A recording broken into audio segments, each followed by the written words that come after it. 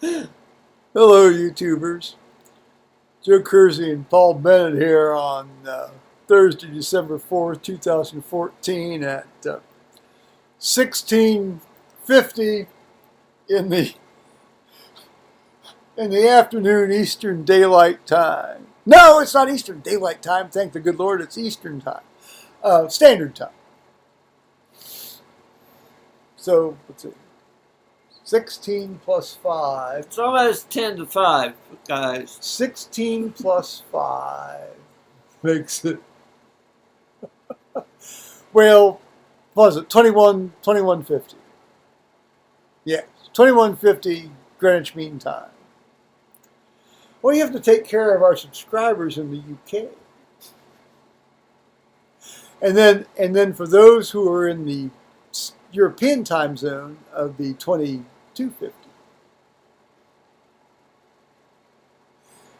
Well, enough of that. We must move along. Now, today, my plan of attack was to watch this Orion spacecraft launch where it was going to circle the Earth twice, you know, the second one being out at 3,600 miles and then go blazing into the re-entry in the atmosphere at 20,000 miles an hour. And it was supposed to launch at 7:05 this morning, and I duly turned on NASA TV here about 6:30 in the morning. And Paul watched it till he went off to work about, just a hair after 7. And you know, there was a hole. I guess there was some boat out in the launch area that they had to chase off. And then there was a thing with the filler and drain valves, which I guess are the same valve, as near as I could tell from their explanation. And the liquid oxygen valve on one of these, the 3 boosters, you know, boom, boom, boom, boom. They have 3 boosters there at the bottom that are going to send this thing up. And they're liquid oxygen, liquid hydrogen, and the one of the liquid oxygen valves wouldn't fully close, and so they started off by cycling it 5 times, and then they decided they may as well just check all of them, you know, check all of them. And That's kind of smart. well, yeah, because you know they've had problems with these filler and you know the filler drain valves on this particular model of rocket before, so that's a known problem.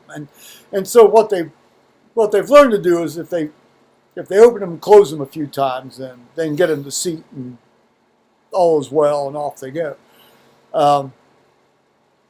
Well, to summarize, It didn't work. during the course of the launch window, they tried this several times, and you know, and then they'd start the countdown again. They'd get close, and then they'd test it again, and then so eventually it got so they're going to miss their launch window. So they're going to try again tomorrow at 7:05. So this space junkie is certainly going to try to be up to watch this. And they've got this drone plane that they launch out of California that can sort of watch this thing screaming down and re-entry into the Pacific. So, I mean, if that's going to be spectacular. Thing is only going to be up for a couple of hours. 4.5. It's a 4.5 hour flight. Good Lord. All that money for 4 hours? They're doing all sorts of tests, you know. I mean, well, no, you know, temperatures and this and pressure and you know, forces and you know. Yeah, I guess they want to see if that Captain Kirk doll survives. They've got a Captain Kirk doll in there. They've also got some Sesame Street animals. Street characters. Characters. Strapped in. Well, the plan is, and that they take these Sesame Street characters that have gone into, you know, near deep space and re-entered the Earth's atmosphere, and then they're going to use them on one of these Sesame Street episodes, that, in an effort to teach children about space.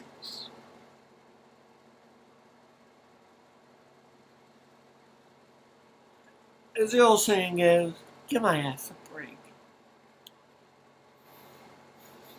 Now, Paul brought home some data from the hospital today. Not hospital. Thank the good Lord you're not working at one of those joints. They think I work for the airport. Because I had the name tag on. What the client / guests think that you work at the airport? No. The doc. Oh, when you went in to see, Paul went to see his urologist today. Yeah. He goes, how do you like your job out at the airport? And so, I'm no wars at the airport. I said, I work over off Polaris Boulevard. I told him where. So if I know that place, good.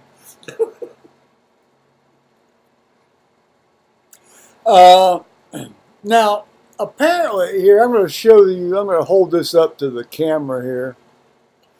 This is the existing wall covering that's being removed from the hotel.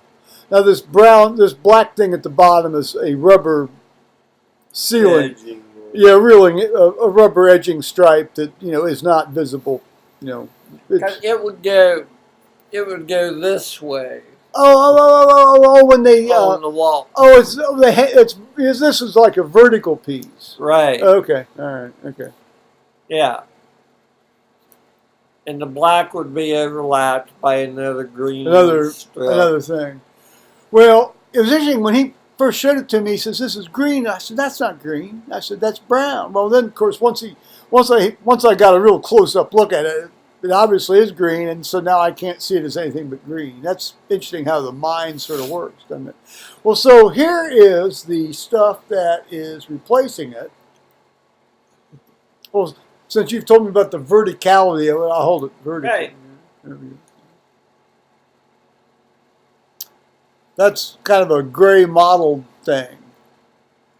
Well, I have no problem with either of these. I'd have to say I actually prefer the gray, probably. But then apparently there are areas in the hotel that are just what we call wallboard or sheetrock or whatever. Right, it's a painted surface. And yeah, it's paint surface. And the guy found paint that matches the wallpaper. Well, slightly darker. The new stuff. Yeah, it's slight darker. Now, is it sort of mottled? Is it textured, or is it just a flat? It's just a regular, just flat. Just flat. Yeah. But there will be a slight. There's no shine. There will be a slight visual contrast. Oh yeah. Well, that'll make it more interesting. It'll give it, just a hair, a little different. No, there you are. Good.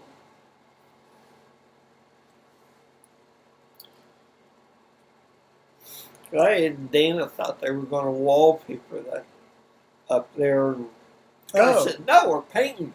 Are we talking about the ceiling?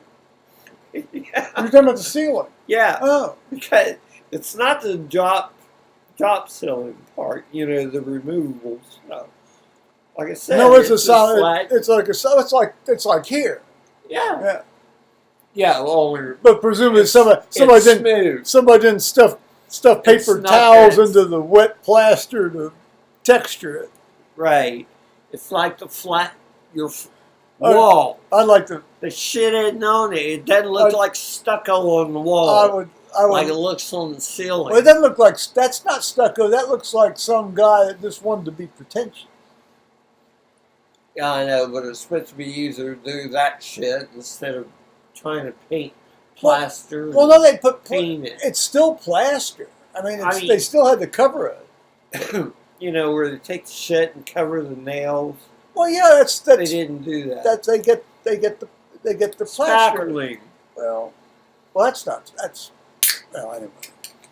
You spackle over the.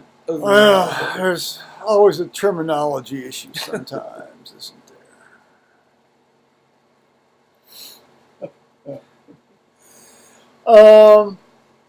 Otherwise, Oh, and they ran out of glue. So yes, the glue. they're store, running yes, around the glue town store, trying yes. to find glue so they can get all this Wall-Tech shit up.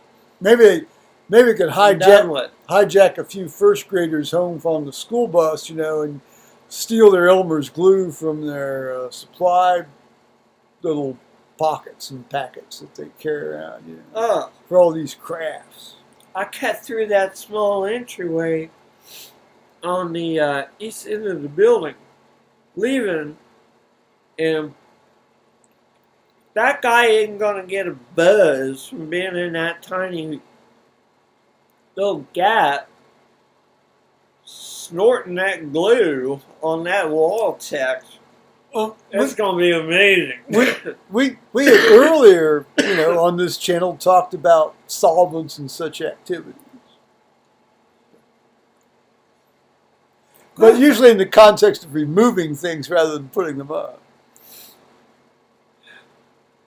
Cause I went out that way and was sitting around the scaffold and climbing over the pile of scrap parts left over, and I said, "You're telling me you're not getting a buzz being in this tight hole?" And he said, "No, you're bothering me." He disavowed any knowledge of his actions. Now, I understand that there was some,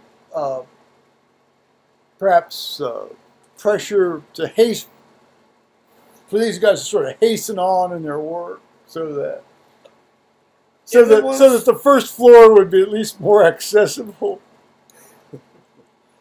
It's really accessible from the second front door in and to the elevator. I mean, it's a normal floor. Other than that, you're walking on bare cement and shit. Like, if you go past the elevator to go to the swimming pool, you're on rough grade cement and old glue from where they had the stone tile anchored down. I guess the guys wearing flip-flops going to the swimming pool might get some of those shavellings caught up underneath their foot and have some ouchy walking. Well, I wouldn't walk on the shit barefoot, I'll tell you. Well, no. I mean, that's generally not a wise move in any case, anywhere, really. I mean, because there's still chunks of, like, Unless you're in your own house. cement and shit from where they had the things cemented together and stuff because they didn't get it all swept up when they cleaned up after themselves after jackhammering out the damn tile. Well, you can hear the clock striking 5 here, and I think now it's probably appropriate for us to say bye-bye, YouTube. Have a good night, guys.